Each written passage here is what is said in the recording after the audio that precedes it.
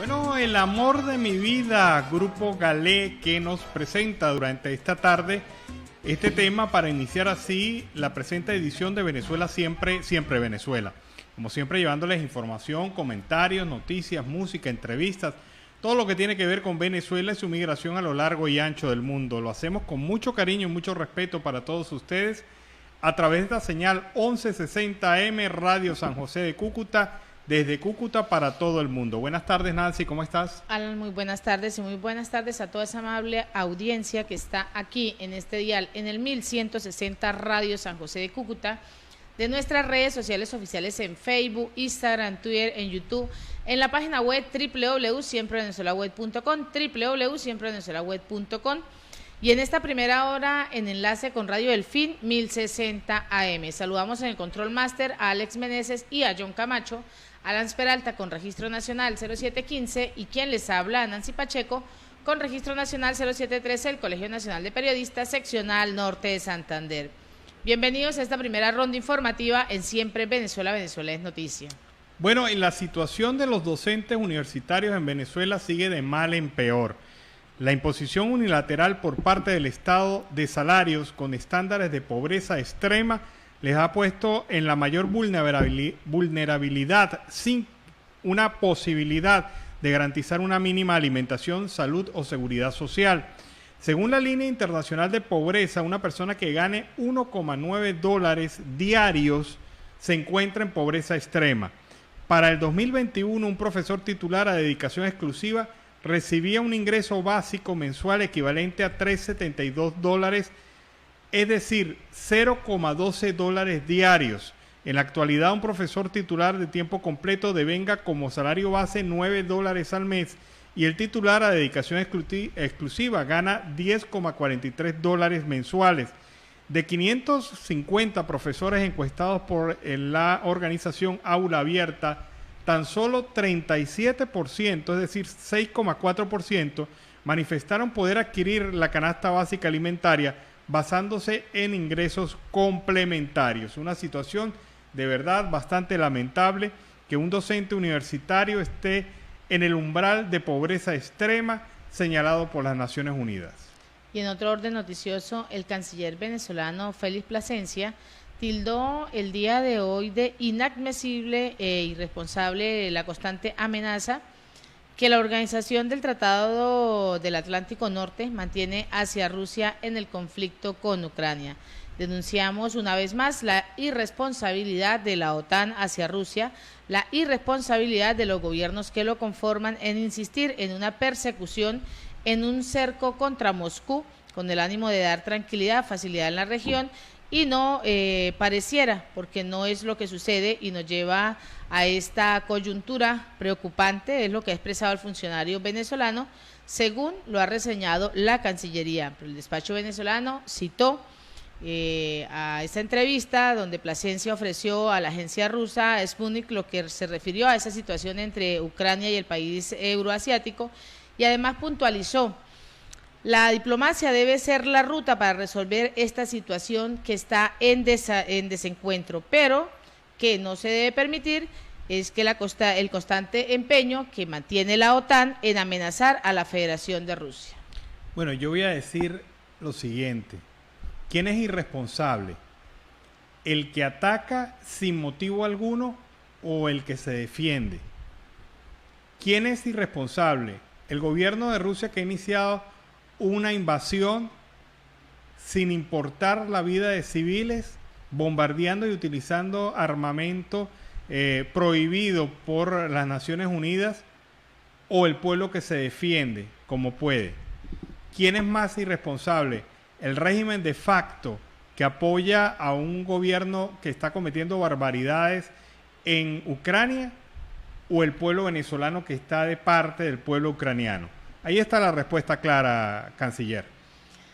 Y el capítulo España del bloque constitucional de Venezuela fijó la posición por la violenta agresión de Rusia contra Ucrania, que consideró esa clara violación de su territorio.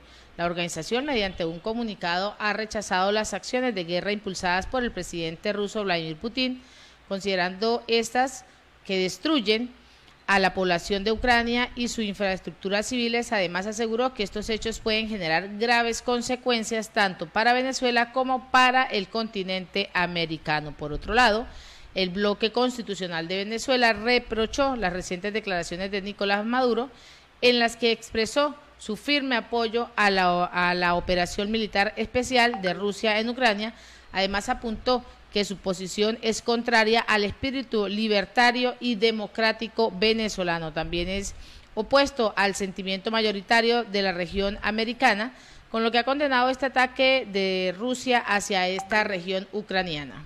Bueno, y el exdiputado y exgobernador del estado Táchira, César Pérez Vivas, ha denunciado que la administración de los organismos públicos ha perdido toda formalidad, legalidad y control. No hay contabilidad seria, su manejo es inauditable, las normas de presupuesto y disponibilidad financiera desaparecieron. Desde Miraflores, la Asamblea Nacional, PDVSA, gobernaciones y demás entes públicos pagan salarios, proveedores y conceden ayudas en dinero en efectivo, en dólares, euros y pesos, sin recibos, sin aplicación a partida presupuestaria. Nadie sabe el origen de estos fondos.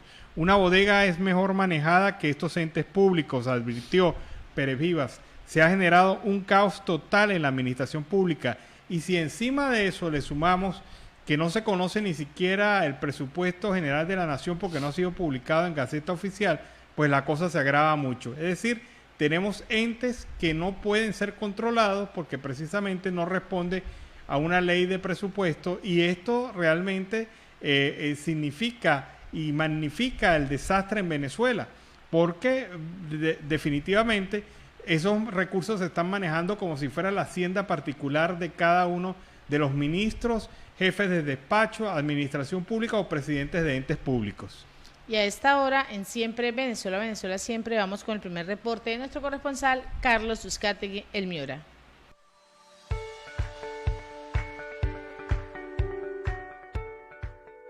Saludos cordiales y una feliz tarde para todos desde el departamento de La Guajira, Barranca, la tierra amable de Colombia. Carlos Uzcategui, El Miura, la voz del Caribe colombiano, para el programa Siempre Venezuela, Venezuela Siempre. Saludos cordiales a Alan, Nancy, a ese gran equipo de producción.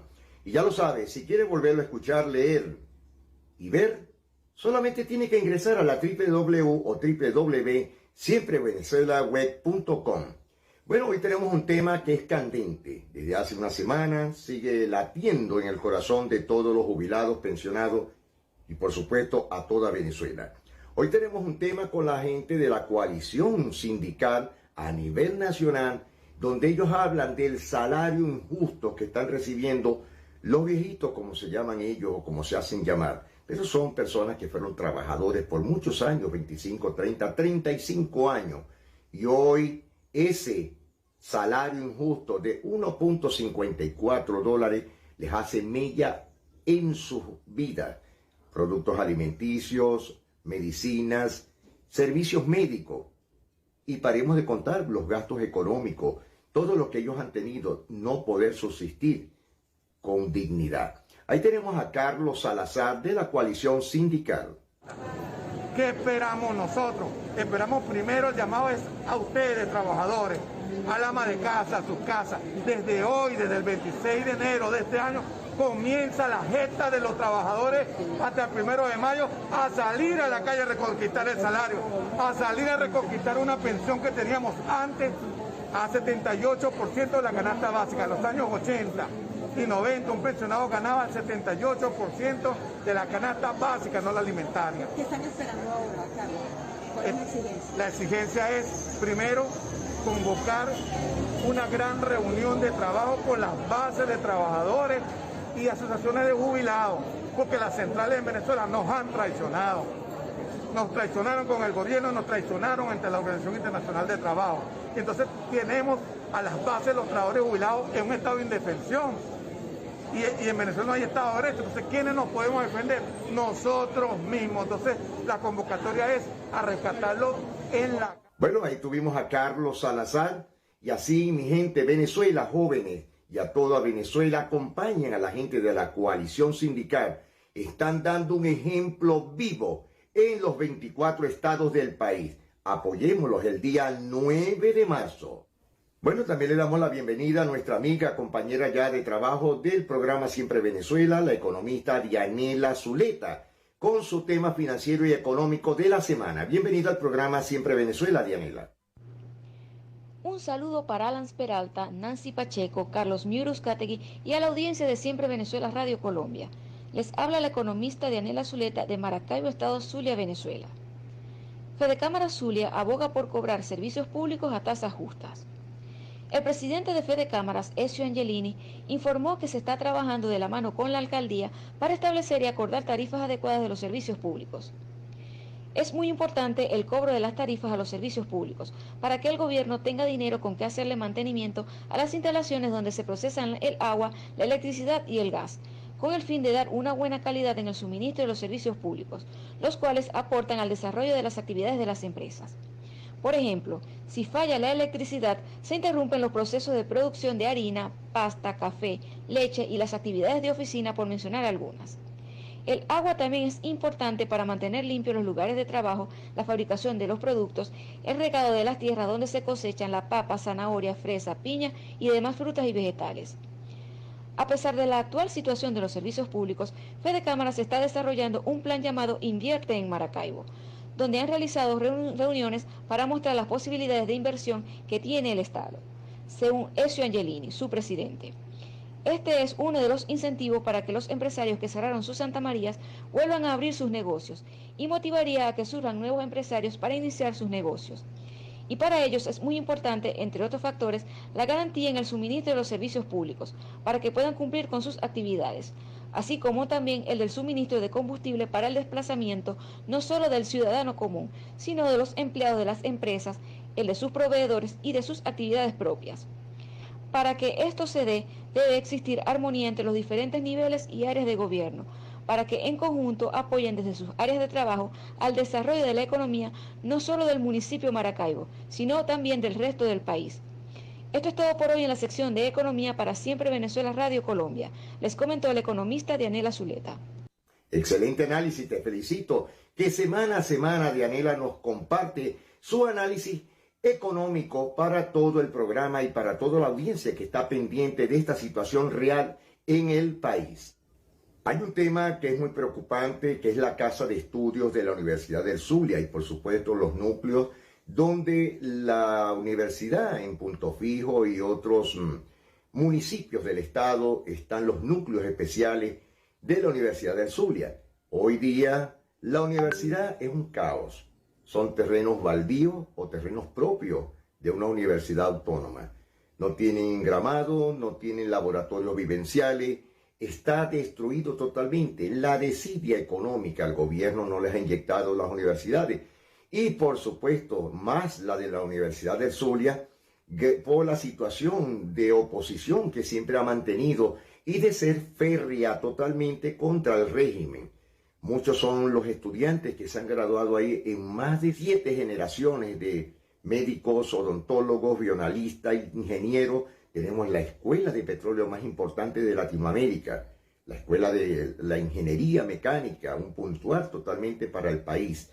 Hoy, su transporte público, su transporte privado, los laboratorios, los comedores están destruidos. Observemos estos puntos. Luz, herida de muerte. La Universidad del Zulia se encuentra agonizando.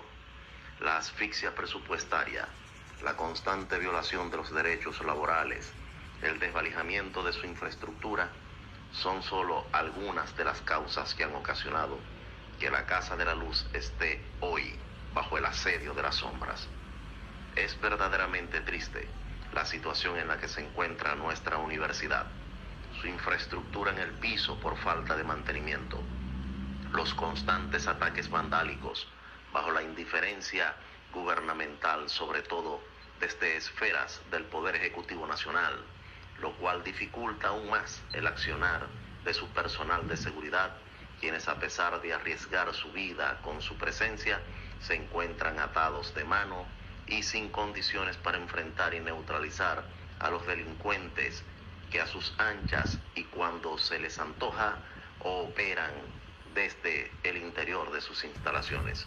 Una institución que ha formado a decenas de miles de profesionales y que en otrora representara una referencia para los países de Sudamérica en cuanto a lo que debe ser una educación de calidad, hoy vergonzosamente se encuentra a punto de morir. Mientras que unos pocos se interesan solamente en mantener su cuota de poder interno a través de parcelas, olvidándose de la importancia vital de unirnos todos y apartar nuestras diferencias y apetencias personales para enfocarnos unidos en un proyecto claro cuyo único objetivo sea la salvación de Luz.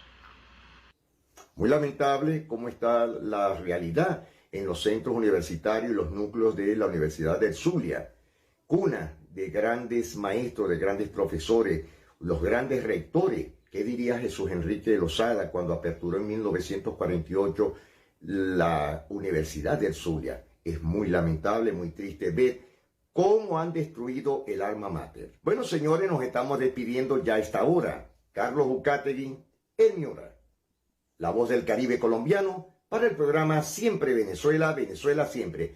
Mil bendiciones para todos y buen provecho. Bueno, fue el reporte de Carlos Uzcategui, el Miura, desde La Guajira Binacional. Con este tema nos vamos a la pausa comercial y musical del momento y al regreso seguimos acá en Venezuela Siempre, Siempre Venezuela. Bueno, el mensaje, tema de Andrés Cepeda. Con ese tema iniciamos el segundo segmento de Venezuela Siempre, Siempre Venezuela y lo hacemos con más información. Y a través de las diferentes redes sociales, periodistas han informado sobre la muerte del empresario Fran de Prada, quien es el pionero de la comunicación digital del país. De acuerdo a lo señalado por Arnaldo Espinosa, de Prada pues fue fundador del primer medio de foristas de Venezuela, Noticiero Digital, y el primer agregador de medios venezolanos en Noticias 24. Sobre la muerte del empresario también se pronunció el economista Luis Oliveros y el exministro chavista Andrés Izarra. Según el escritor Luis Néstor González, falleció en Cataluña, España, luego de la lucha contra el cáncer de la cual sufría. Y sigue la tragedia para los familiares de aquellos que necesitan urgentemente un trasplante y una donación, obviamente. Esta situación pues se viene presentando desde el 1 de junio del 2017. En esa fecha, la Fundación Venezolana de Donaciones y Trasplantes de Órganos, Tejidos y Células, adscrita al Ministerio de Salud, le envió una carta a 9 centros de trasplantes del país avisando que debían suspender el programa debido a la situación hospitalaria, afectada tanto por la escasez de recursos humanos especializados como de medicamentos. A pesar de las implicaciones médicas que esta medida pudiera acarrear, señalaba el informe, resulta la estrategia más responsable a tomar en la actual situación que atraviesa la salud pública, tanto a nivel de infraestructura, recursos humanos, así como suministro oportuno de medicamentos inmunosupresores para la inducción en el trasplante del órgano, admitía Fundavene sin ambajes en la carta. ¿Qué ocurre? Desde ese año 2017, desde esa fecha, 1 de junio del 2017, todos los pacientes que necesitan un trasplante en Venezuela quedaron a la espera de una decisión administrativa que nunca llegó. La decisión de Fundavene, señala un informe preparado por Armando Info, no hacía más que oficializar una situación consumada en la práctica. Ya en mayo de ese año, de 2017, médicos de 6 hospitales, una clínica, 2 programas de trasplantes hepáticos y 6 nefrólogos de consultas privadas que trabajaban en Caracas, en los estados Zulia, Mérida y Portuguesa, habían enviado un comunicado a Nicolás Maduro para informarle que los trasplantes estaban paralizados de hecho. Un mes después ocurrió el cierre y desde ese momento no se realizan trasplantes en Venezuela. Los resultados: 66 menores a enero de 2022 han muerto a la espera de un trasplante de riñón, según la organización Prepara Familia. Luego de la suspensión del 2017, se extendió una discusión interminable de reactivación de estos procesos y todo ha quedado en el campo político mientras que los niños, los pacientes adultos que necesitan trasplante han quedado sin opción, porque no pueden ni siquiera ir al exterior porque muchos de ellos carecen los recursos para poder asistir a un programa de este tipo en otro país. Y en otro orden, un gran número de migrantes venezolanos afirma haber experimentado una convivencia positiva, pacífica y sin discriminación alguna en Colombia, Ecuador y Perú. Según un reciente estudio publicado por el Centro de Pensamiento Equilibrio en Sende, más de la mitad de los encuestados reflejan que nunca o casi nunca la gente en Colombia, Perú y Ecuador los tratan como si no tuviesen suficiente inteligencia, reciben un servicio inferior que otros o los tratan con menor desprecio. Los investigadores pues citan su tercera encuesta en esta población de migrantes y refugiados venezolanos, realizada a 1.416 personas en agosto del año pasado, para destacar que los episodios de discriminación contra ellos pues no parecen ser frecuentes. Según este sondeo, el 75% de los entrevistados casi nunca había recibido amenazas, recibió agresiones físicas o acoso por parte de las comunidades receptoras. Equilibrium Sende, sin embargo, acota que todavía existen migrantes o refugiados venezolanos que frecuentemente experimentan discusiones que afectan la cohesión social entre la comunidad migrante y la comunidad de acogida. También en otro orden de ideas, los pensionados y jubilados están preparando para la acción de calle este 9 de marzo. Ellos han señalado que cuentan con el apoyo de gremios e instituciones diversas del país, además de la sociedad civil, quienes los van a acompañar frente a las instalaciones administrativas del Instituto Venezolano de Seguro Social en cada entidad. La situación es tal que los pensionados y jubilados han dicho que es la única manera de poder presionar al gobierno nacional para que dé pensiones justas y no pensiones de muerte, tal y como lo señala el profesor Pedro García de la Asociación de Pensionados y Jubilados del Sector Educativo Nacional. Por otra parte, Adán Ex Almar, miembro de la Mesa Social de Caracas y la División de Pensionados y Jubilados, exigió no solamente el cumplimiento del artículo 91 de la Constitución, sino el respeto a todos los derechos humanos y la vida digna. ¿Qué dice este artículo 91? Que pensionados y jubilados tendrán condiciones de vida adecuadas para poder enfrentar todas sus necesidades. Los pensionados se están muriendo de hambre porque lo que perciben mensualmente no les alcanza para sobrevivir, ha dicho la representación gremial. Nos están llevando a un exterminio. Pensionados y jubilados exigen reivindicaciones salariales y esto se va a ver en la calle el próximo 9 de marzo en todo el país. Y según Omar Zambrano, existen dos Venezuelas y la desigualdad entre ambas no se hace sino agrandarse. Pues es innegable, esta realidad económica de Venezuela es completamente distinta a la que se experimentaba hace apenas unos 4 años, y desde el año 2019 se evidenció un giro de 180 en la postura del gobierno frente al libre mercado.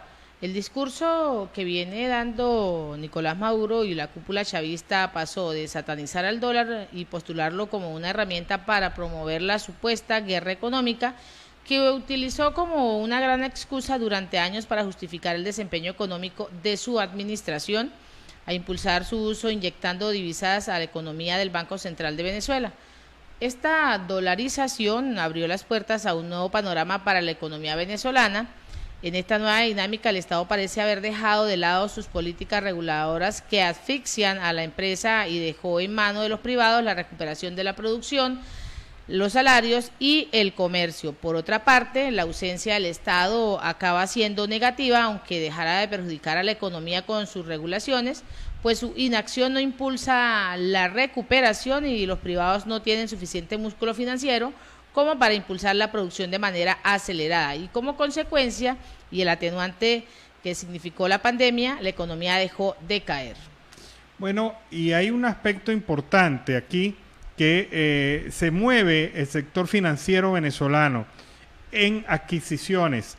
Resulta que el Banco Nacional de Crédito, el BNC de la familia Nogueroles, ha cerrado la semana con la adquisición de los activos sanos del grupo financiero BOD, cuya denominación social es Cartera de Inversiones Venezolanas C.A., en medio de una caótica situación que afrontan estos.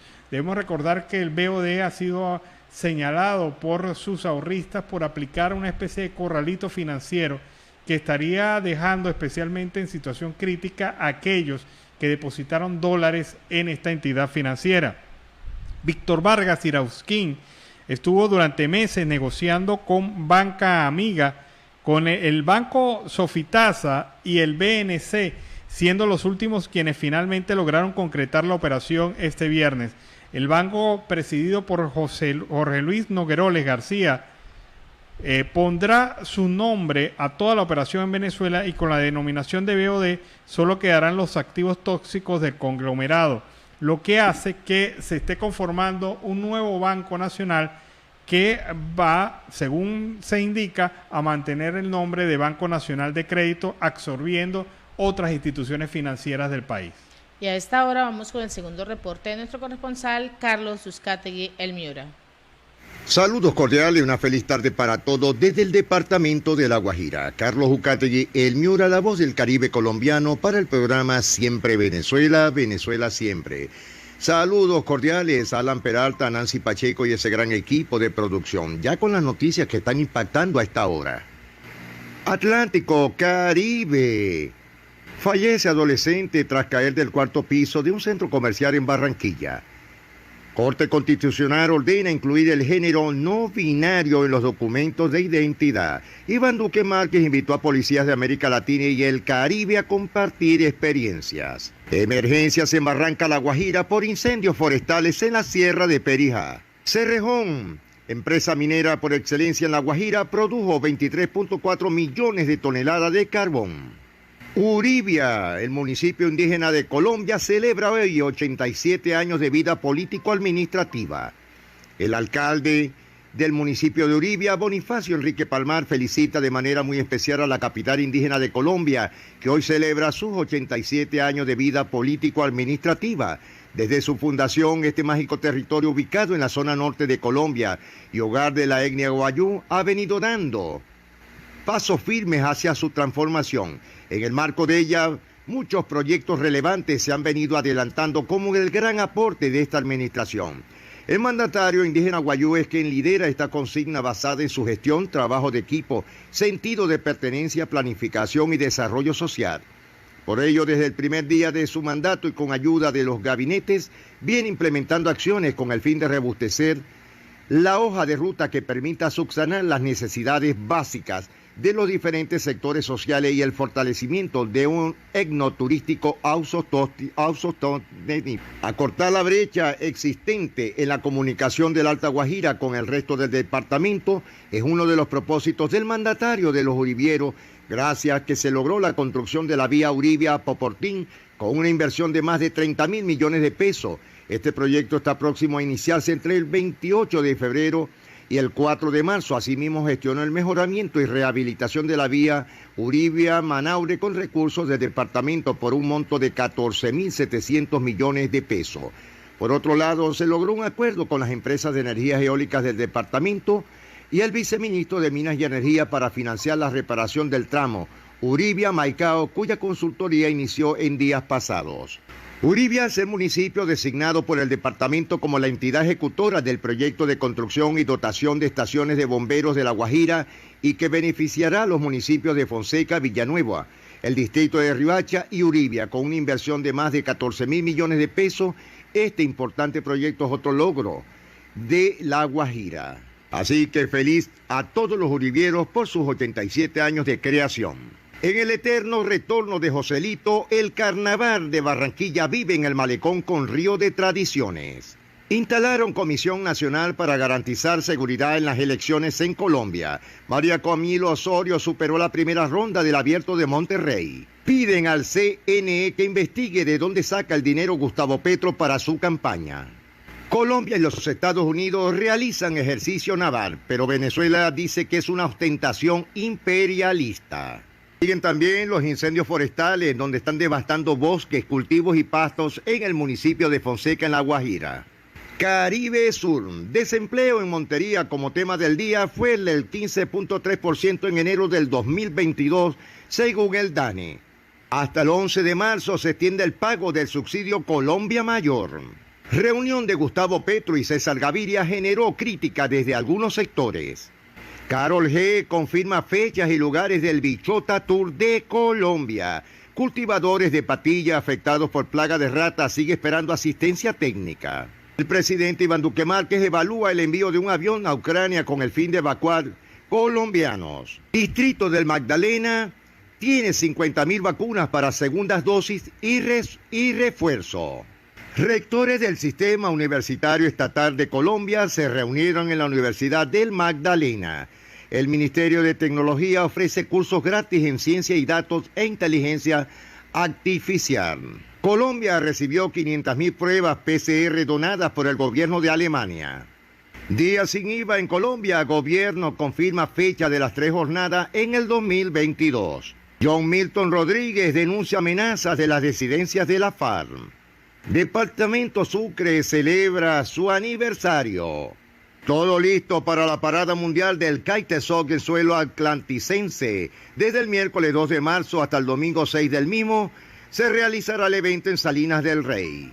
Falleció Gary Julio Escudero, uno de los primeros coreógrafos de Shakira. Vamos con Venezuela. Guaidó advierte al mundo que Rusia es uno de los que sostiene a Nicolás Maduro diplomática y económicamente. Lo refiere el mismo Guaidó, una vergüenza que Maduro use el nombre del país para secundar la barbarie de Putin. Informan el fallecimiento de Fran de Prada, pionero del periodismo digital en Venezuela. La Federación Mundial de Taekwondo retira el cinturón negro honorífico a Vladimir Putin. Reportan sismos de magnitud 4.3 en el Zulia. Según el profesor William Bermúdez Bueno, las olas migratorias se acaban con la democracia. Graves irregularidades contables en empresa española investigada por blanqueo de fondos de PDVSA. Según Ega Zambrano, diputado a la Asamblea Nacional, líderes antichavistas deben contarse unitariamente y así lo sostiene. En Cartagena de India aplazan nuevamente la publicación de pliegos finales del Canal del Dique. Desmiente en panfletos del ELN en Cartagena de India. Pero igual amaneció en calma y custodiada por la fuerza pública. En Sucre, inescrupulosos sabotearon la plataforma de Cisben en Sincelejo. La alcaldía municipal dio a conocer que por esa situación apareció el administrador del Cisben clasificado en el grupo de extrema pobreza. Insólito. Colombia continúa con bajo ritmo de vacunación diaria contra el COVID-19. Academias venezolanas expresan su solidaridad con Ucrania por la agresión de Rusia. Insólito pero cierto, en La Guaira reportaron entre el 95 y 100% en ocupación de hoteles en carnavales. Así lo aseguró el secretario de Desarrollo Económico de La Guaira, Marcos Meléndez. Destacó que incluso hay personas que están en los hoteles y han pedido extensión de su estadía y no se les ha podido dar porque la habitación ya está vendida a otra persona. Eso indica que hay un repunte de todas las actividades conexas a la red hotelera. Resaltó que la ruta de autobuses Gato Negro Terminal de Catia la Mar moviliza diariamente entre 3.000 y 4.000 personas. Universidad Popular del Cesar vuelve a clases con deudas a sus docentes. El retorno a la presencialidad total se retrasó una semana por diversas carencias en esa institución. No coma cuento, oído al tambor, nueva pirámide estaría estafando a los colombianos. En la actualidad y a última hora, el registrador alerta de posibles ciberataques desde Rusia o Venezuela. Eso fue un conversatorio sobre todo lo que deben de saber sobre las elecciones 2022. Alexander Vega afirmó que las centrales de inteligencia han alertado sobre esta posibilidad. 60% de los municipios de Colombia deberán seguir con los tapabocas. Según la economía, Banca Mía y la BBVA entre los bancos más queridos para pedir crédito educativo en Colombia. En Bosconia no tienen ni idea de cuándo se inicia el PAE, así lo indica la Contraloría. Tribunal condenó a responsables de los desplazamientos forzados en el departamento Bolívar. Hasta el cielo lloró en el homenaje al jilguero de América, Jorge Oñate. Presencia de ciudadanos rusos en Cartagena de India es investigada por las autoridades. En el grave caso de la escasez de agua, Tres Ríos solucionarán el problema de escasez de agua potable en Santa Marta, en el Magdalena. En Antioquia, emergencia en Corconá.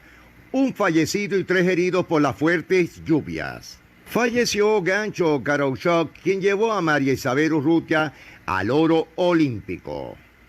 Señores, nos estamos despidiendo. Será hasta mañana. Carlos Uzcategui Miura, la voz del Caribe colombiano, para el programa Siempre Venezuela, Venezuela Siempre. Mil bendiciones para todos. Bueno, seguimos acá en Venezuela Siempre, Siempre Venezuela. Ese fue el reporte de Carlos Uzcategui Miura. Y a esta hora vamos a la pausa comercial y musical. Queremos agradecer en esta primera hora a Radio Delfín 1060 AM, del Control Master a John Camacho y a nuestro corresponsal Carlos Uzcategui Miura. Ya regresamos. Bueno, Chichiriviche, una playa muy conocida en Venezuela, un sitio muy conocido en el estado Falcón, en Venezuela. Dame pa' Matala es el grupo venezolano que tiene este tema, Chichiriviche. Con ese tema iniciamos la segunda hora del programa Venezuela Siempre, Siempre Venezuela. Saludando, como siempre, la incorporación de Aruba 91.5 FM a esta señal en este momento. Y ya tenemos en contacto directo a Vilca Fernández. Vilca Fernández, expreso político de la dictadura de Nicolás Maduro, actual exiliado y coordinador de Resistencia Sin Fronteras. Buenas tardes, Vilca. Bienvenido al programa Venezuela Siempre, Siempre Venezuela.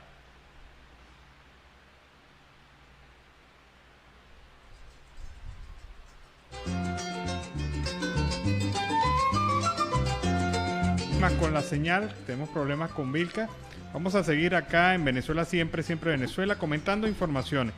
Y en el aspecto universitario hay que destacar que la Universidad Nacional Experimental del Táchira cumplió el día de ayer 48 años de su creación.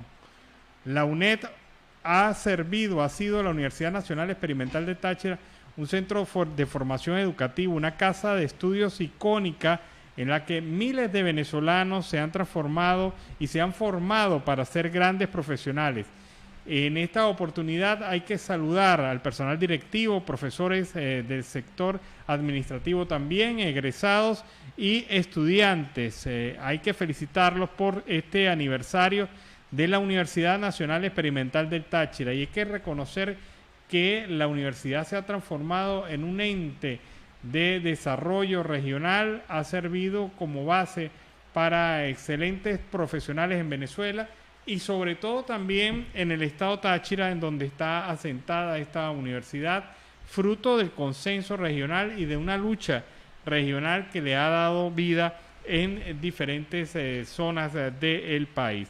También se está cuestionando, en otro orden de ideas, las cifras presentadas por el gobierno nacional, el régimen de facto en materia de inflación. El salario mínimo en Venezuela es de apenas $2 al mes y la canasta básica alimentaria supera los $150. La desnutrición y la emergencia humanitaria compleja continúa en Venezuela y esa es la situación grave de nuestro país. Ahora sí tenemos en contacto a Vilca Fernández. Vilca, bienvenido al programa Venezuela Siempre, Siempre Venezuela. Hola, muy buenas tardes. ¿Cómo están ustedes? Un gusto saludarlos. Muchísimas gracias por la invitación. ¿Cuál es tu visión, ya que estamos entrando en un tema que es inevitable? ¿Cuál es tu visión sobre esta situación internacional de Rusia y Ucrania y sobre todo qué impacto esto pudiera tener en Venezuela? Bueno, la situación que hay en el mundo es muy complicada. La situación y el conflicto geopolítico y la invasión que viene avanzando desde Rusia hacia Ucrania, primero que es lamentable por la cantidad de víctimas que hay, la violación a los derechos humanos, los crímenes de guerra que se están cometiendo, pero además de eso, lo que eso va a repercutir para el resto del mundo. Hemos visto lamentablemente una respuesta pasiva por parte de los sectores del mundo democrático, del mundo de paz, del mundo libertario, con respecto a lo que ha sido una invasión clara de Rusia y que busca extenderse más. Porque no es solo el tema de la invasión a Ucrania, sino que es una política que viene avanzando Putin desde hace muchísimos años y que lo venía anunciando. O sea, no es una sorpresa lo que está ocurriendo. Y evidentemente repercute para Latinoamérica, repercute para Venezuela, más cuando en Venezuela tenemos un conflicto de años, un país que está secuestrado por un régimen que es narco tiránico socialista que hoy está dolarizado y que evidentemente parte de su sostén hoy es Rusia. Entonces, el tema es bastante delicado, bastante complicado. Hemos visto cómo Nicolás Maduro mantiene su respaldo a Putin, porque es Nicolás Maduro y ese pequeño conglomerado criminal que lo acompaña, no son los venezolanos. La mayoría de los venezolanos, hoy lo hemos manifestado, estamos solidarios con el pueblo de Ucrania, que viene sufriendo este ataque terrible por parte de Rusia. Pero hemos visto cómo Maduro le ha dado respaldo a Putin. Hemos visto cómo Cuba se mantiene claramente con Putin. Hemos visto cómo Nicaragua se mantiene con Putin. Es decir, estos gobiernos tiránicos, dictatoriales que hay en América han dado un respaldo abierto a Putin, porque evidentemente Putin nos respalda en sus políticas gubernamentales contra el pueblo venezolano, contra el pueblo cubano, contra el pueblo nicaragüense. Entonces, la situación es bastante delicada.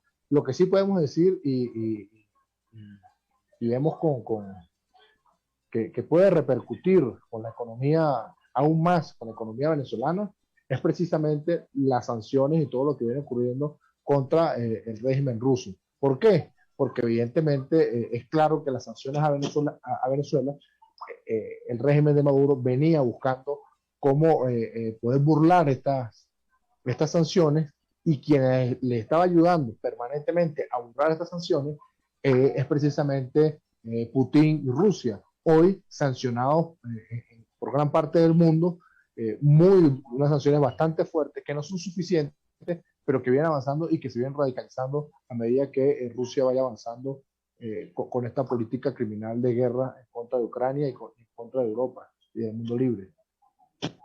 Dime, Vilca, ahí he leído opiniones y algunos analistas que señalan que esto va a obligar dos cosas. Por un lado, que Rusia se concentre más en sus problemas internos por la razón obvia de ese cierre que ha tenido con el mundo por esta guerra, pero por el otro lado va a obligar a los Estados Unidos a prestar mayor interés y mayor atención al tema Venezuela. ¿Cuál es tu visión sobre ese aspecto? Bueno, evidentemente Rusia tiene que enfocarse en el conflicto que tiene. Si con algo no contaba Rusia, y creo que parte del mundo era con la capacidad de resistencia de los ucranianos. La resistencia ucraniana hoy es de admirar.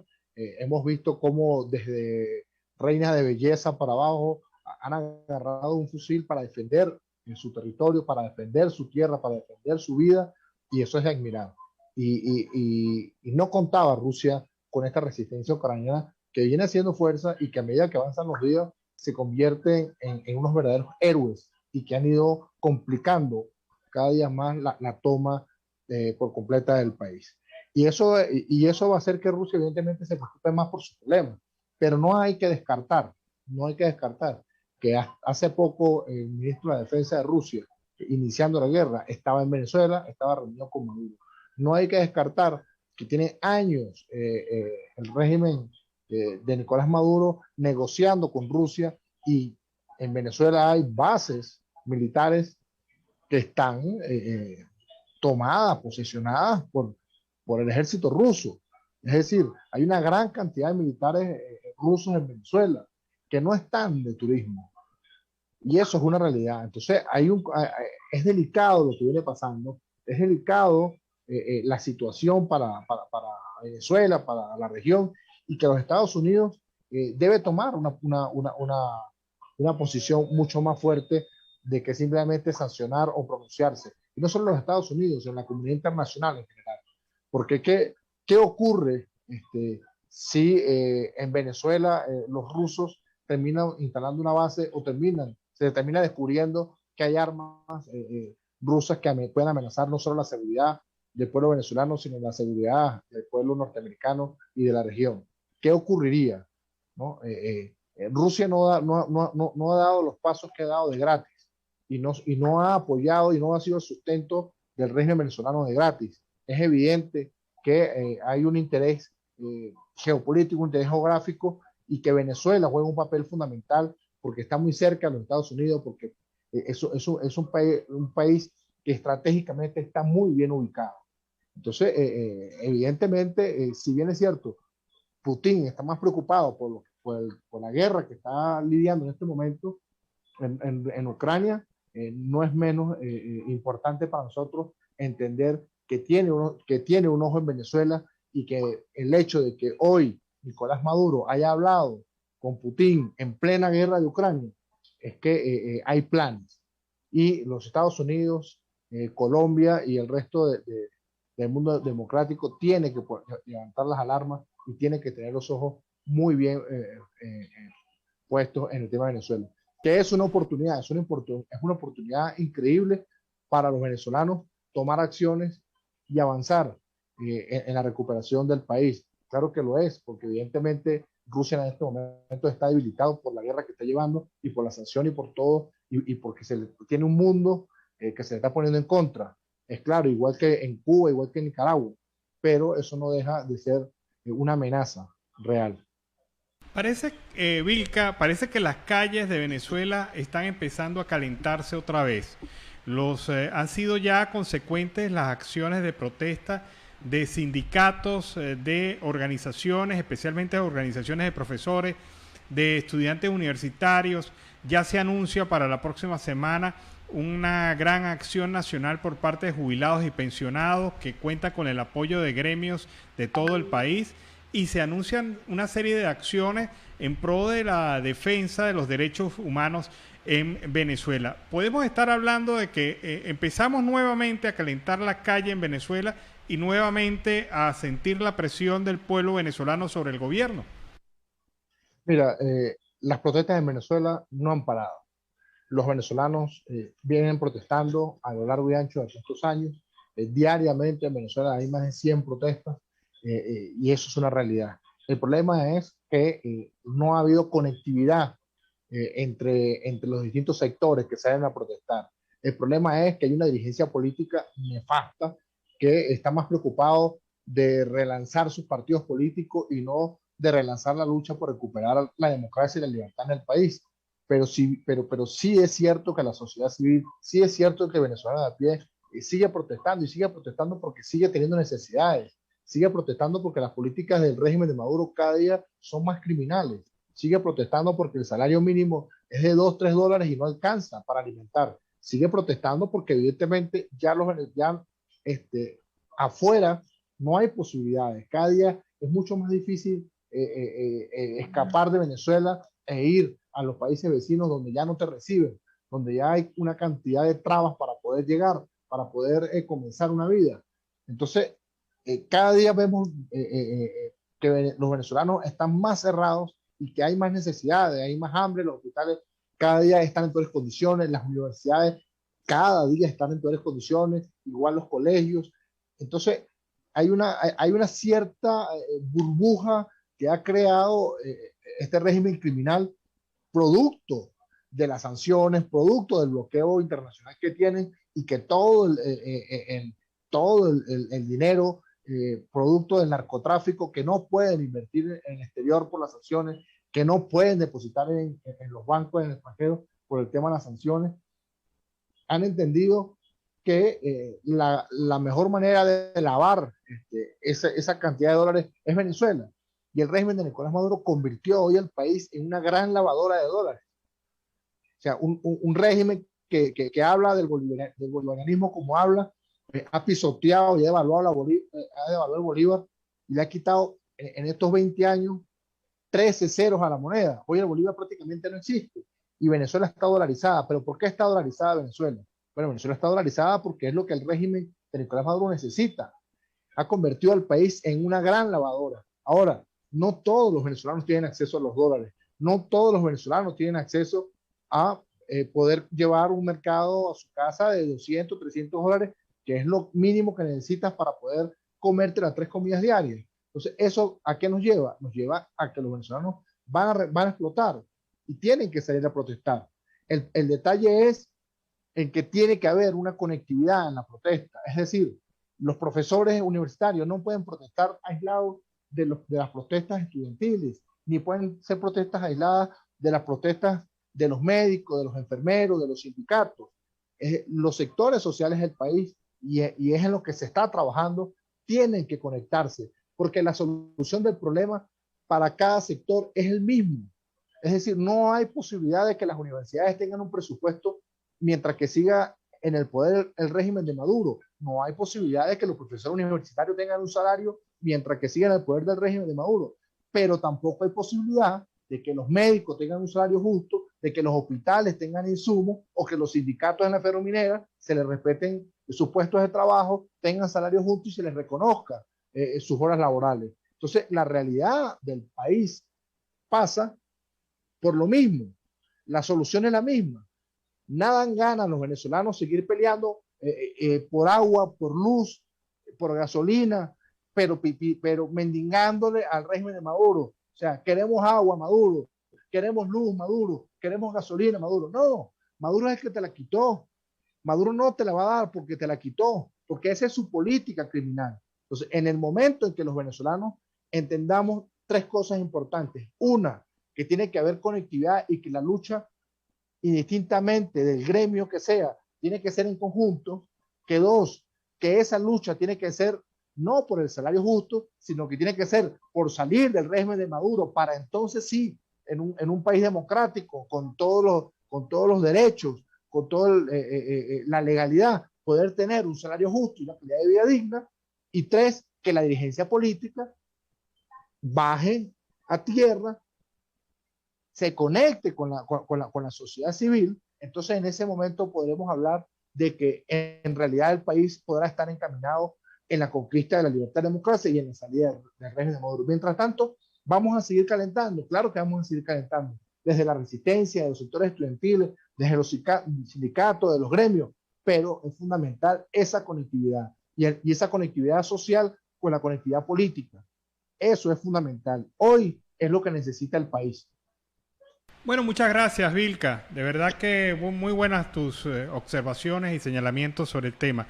Vilca Fernández, expreso político venezolano y actualmente exiliado, quien ha conversado con nosotros durante la tarde de hoy. Muchas gracias, Vilca. No, muchísimas gracias a ustedes y no olvidemos que siguen más de 350 presos políticos encerrados en los calabozos, siendo torturados diariamente. Ese es otro tema importante y que pareciese que se le olvidó tanto a la dirigencia política como al venezolano común. Hay una cantidad de venezolanos que siguen siendo torturados, que siguen siendo perseguidos en los calabozos y que están perdiendo la vida día a día. Hay que luchar por la libertad de ellos, hay que luchar por la libertad del país. No perdamos la esperanza, hay que seguir luchando. Un abrazo, feliz tarde. Bueno, seguimos acá en Venezuela Siempre, Siempre Venezuela, llevándoles más información. El análisis que hacía Vilca era fundamental. Hay un tema que él toca. ¿Cómo lograr crear sinapsis, conexiones entre la gente que pide para su sector, para su gremio, para su organización, pero que en el fondo tienen la misma solución? O sea, el cambio político en Venezuela puede significar el alcanzar las metas de todos los gremios, organizaciones, grupos sociales, partidos políticos que están en pugnas en el país. Pero ¿cómo hacer conectividad? Y allí tiene razón Vilca, ahí se ha fallado.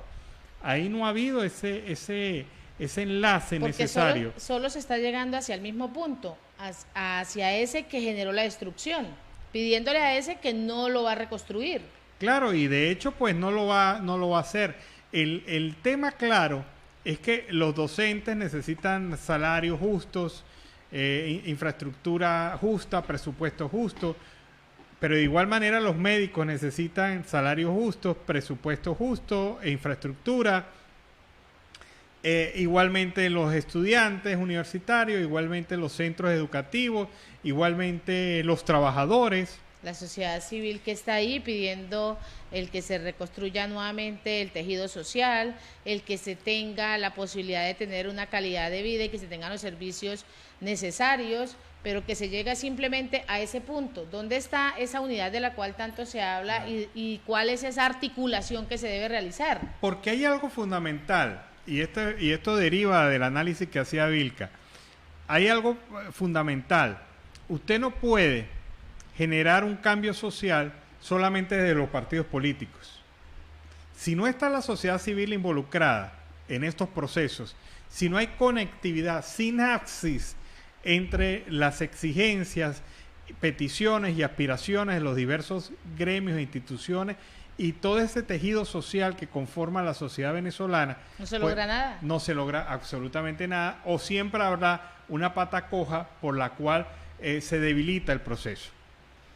Y así con esta entrevista nos vamos a la pausa comercial y musical, ya regresamos. Bueno, pídeme con Guaco. Con ese tema iniciamos el último segmento de Venezuela Siempre, Siempre Venezuela.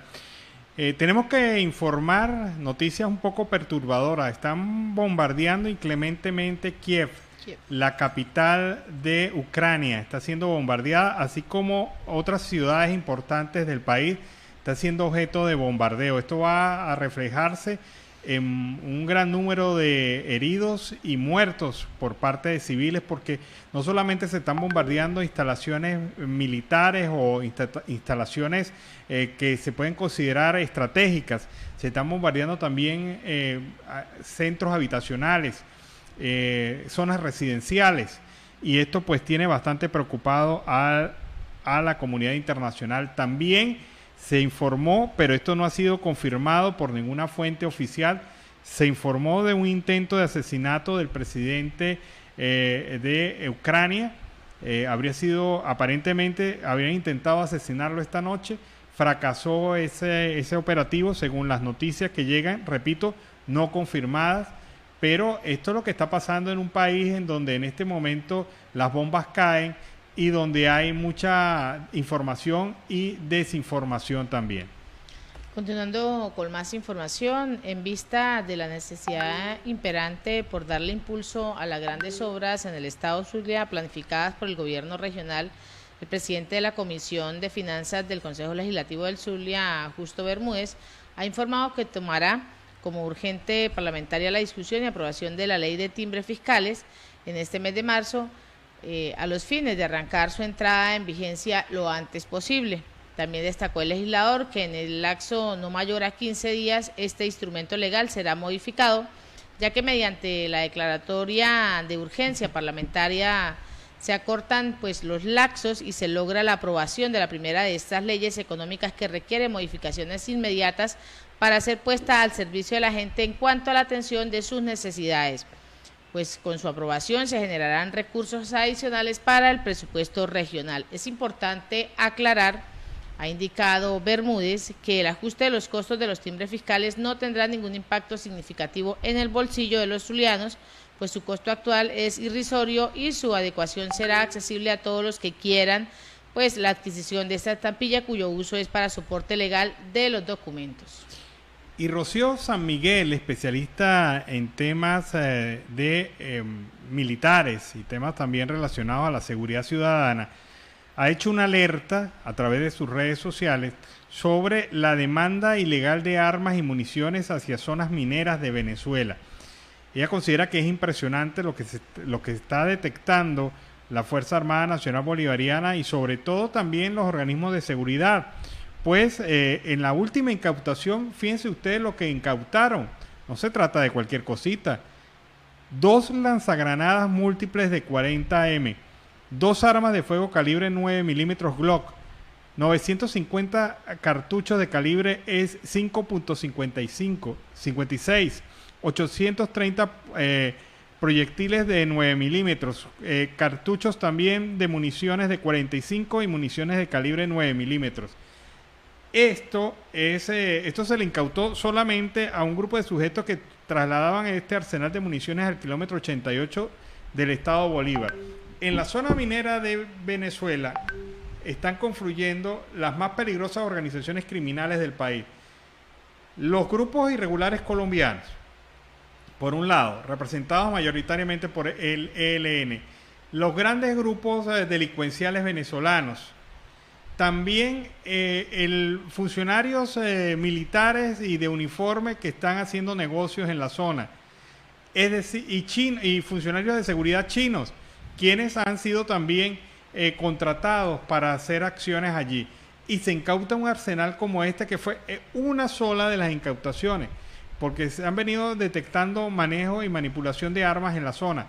¿En qué se está convirtiendo el Estado Bolívar y específicamente la zona minera de Venezuela?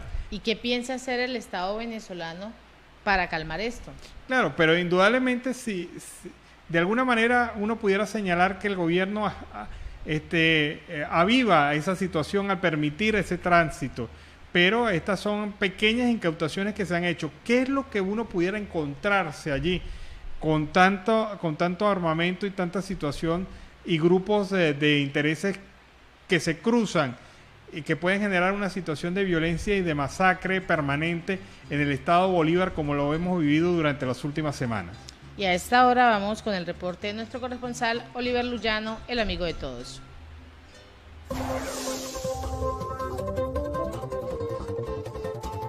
¿Qué tal, amigos de Siempre Venezuela? Desde esta zona de frontera, desde Arauca, reporta para ustedes el amigo de todos, Oliver Luyano, guariqueño y de Saraza.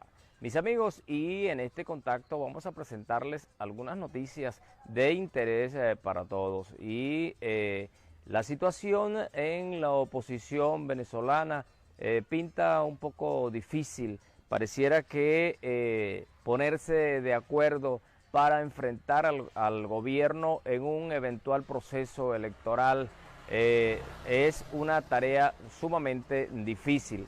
Al respecto, el líder de Acción Democrática, Edgar Zambrano, dice que líderes antichavistas deben contarse unitariamente. Recordemos que Edgar Zambrano, dirigente de Acción Democrática y también expreso político, en los últimos días ha venido manifestando que para el próximo evento electoral debería ser el candidato o ellos presentarían el nombre de Henry Ramos como candidato para medirse en una elección interna que defina cuál es el candidato que va a enfrentar al gobierno en las elecciones del 2024. Por cierto, elecciones que el régimen de Nicolás Maduro no ha mencionado. Se ha referido a otros procesos, pero no ha hablado de esa elección. Edgar Zambrano ha dicho que la discusión sobre cómo enfrentar al oficialismo es un tema no resuelto en la acera opositora. Indudablemente que la oposición debe definir cuál es su situación y cuál es su candidato, porque dispersos como están, pareciera que no se ve una opción para derrotar al gobierno. Conseguir la fórmula de vencer al chavismo es la empresa en la que todos los opositores están empeñados, y contarse unitariamente es la propuesta del dirigente de Acción Democrática, Edgar Zambrano. El expreso político destacó que la medición debe ser transparente y sin cartas bajo la manga. Sugiere una elección primaria antes de ir a la confrontación electoral contra la maquinaria del PSUV y sus aliados en la eventual contienda presidencial para el próximo 2024.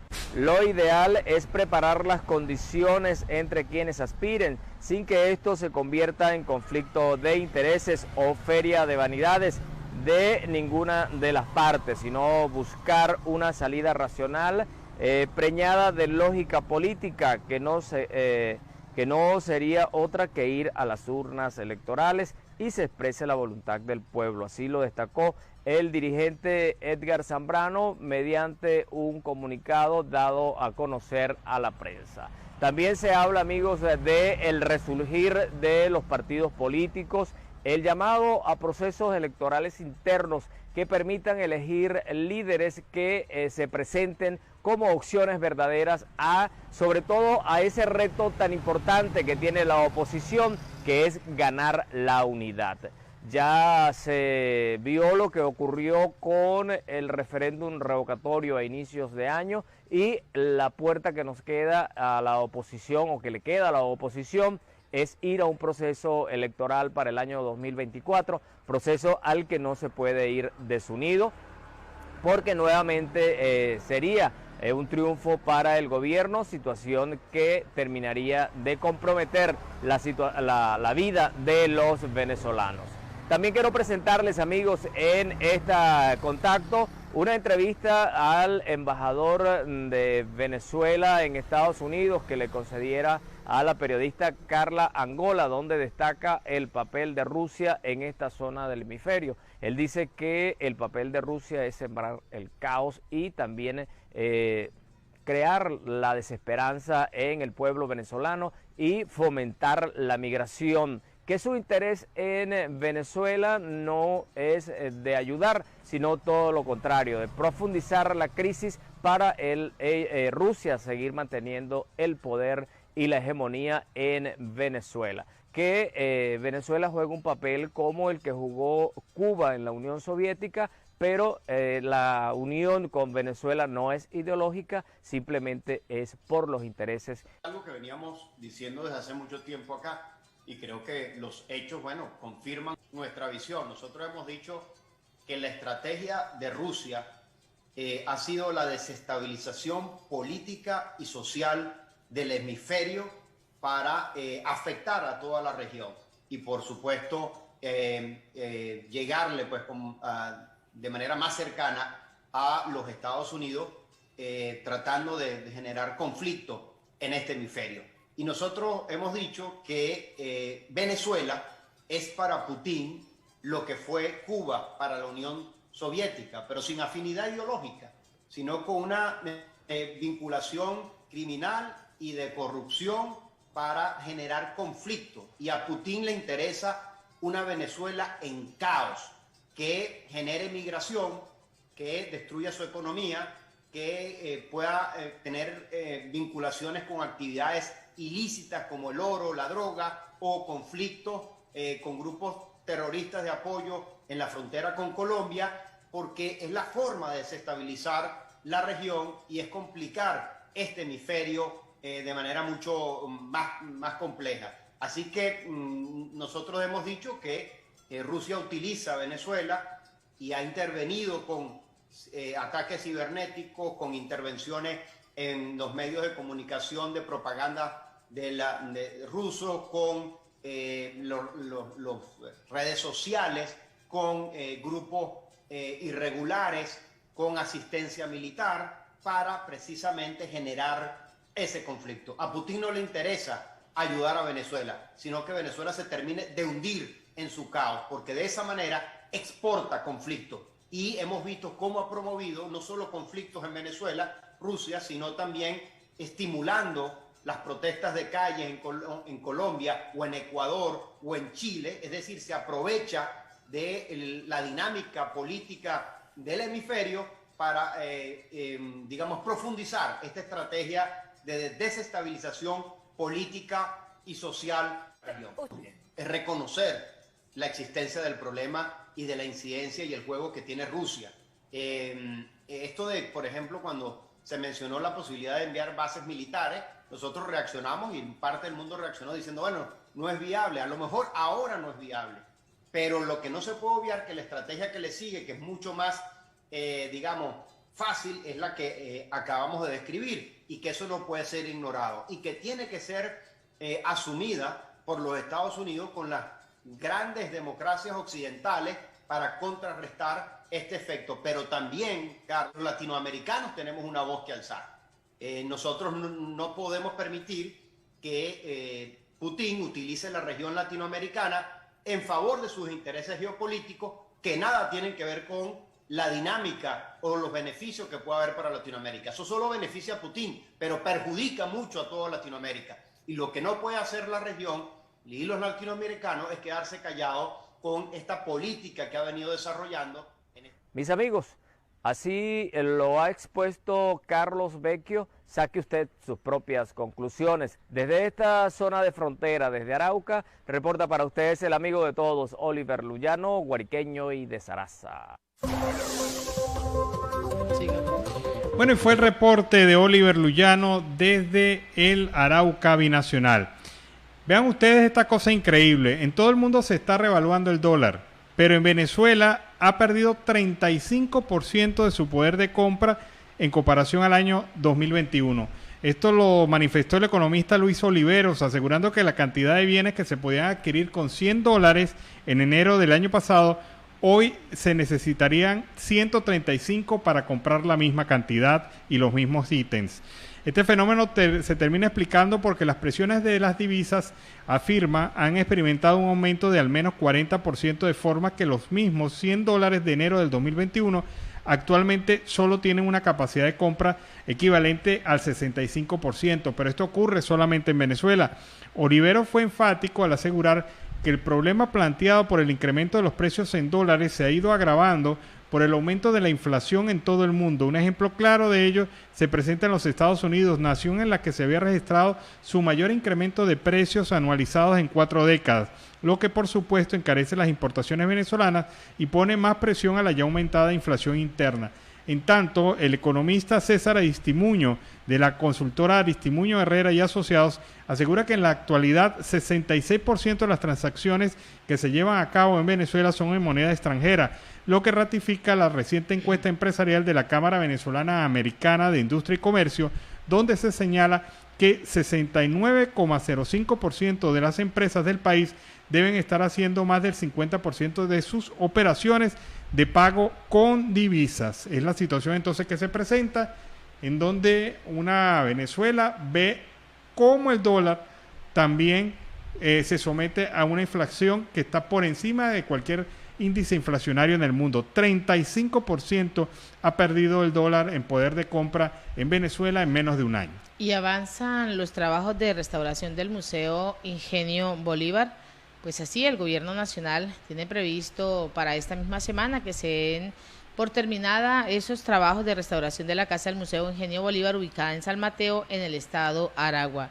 El diputado de la Asamblea Nacional, José Gregorio Colmenares, presidente de la Subcomisión Patrimonio Histórico y Cultural de esta nación, y la alcaldesa Lolimar Montilla realizaron esa visita a ese lugar histórico durante este asueto del carnaval. Constatamos que la obra va muy bien y lo conversamos con los responsables de esta restauración, y que esta misma semana pues se culminarán los trabajos y así volver a abrir las puertas del Museo Ingenio Bolívar en todas sus áreas.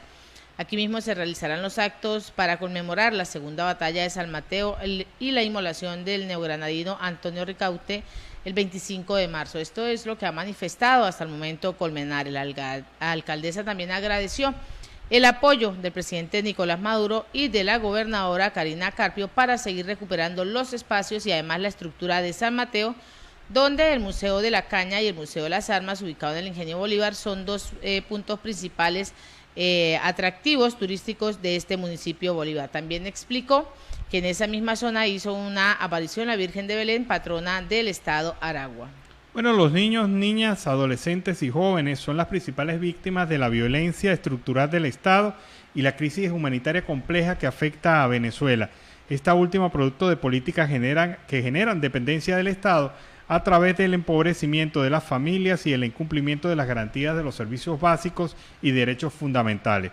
Esta fue la principal conclusión del informe sobre violencia estructural en las familias en la crisis humanitaria compleja, presentado por el Observatorio Venezolano de Violencia. Ha señalado este informe que la cotidianidad de la mayoría de las familias en el país está caracterizada por las consecuencias e implicaciones de las restricciones de movilidad asociadas al contexto de la pandemia y la escasez de combustible, situación que ha tenido repercusión directa en la continuidad en el sistema escolar y por no poder trasladarse hasta la institución educativa o no contar con los recursos tecnológicos para conectarse a distancia. Entre sus hallazgos, el observatorio observó irregularidades en las actuaciones de organismos públicos responsables de la defensa y protección de los niños, niñas y adolescentes, así como la desatención de las familias en estado de necesidad y pobreza. Igualmente forma parte de violencia estructural la privación del acceso a servicios básicos y las muertes o daños irreparables o evitables por incapacidad de atención en los servicios de salud. Y así con esta nota hemos llegado al final de esta emisión de Siempre Venezuela. Venezuela es noticia a través de este dial, el 1160 Radio San José de Cúcuta, de nuestras redes sociales oficiales en Facebook, Instagram, Twitter, en YouTube y en la página web www.siemprevenezuelaweb.com. En enlace en esta segunda hora con Aruba Estéreo 91.5 FM. Agradecemos al Control Master Alex Meneses, Alan Peralta con registro nacional 0715 Y quien les habló, Nancy Pacheco, con registro nacional 0713 del Colegio Nacional de Periodistas, seccional norte de Santander. Hasta mañana. Hasta mañana, cuídense.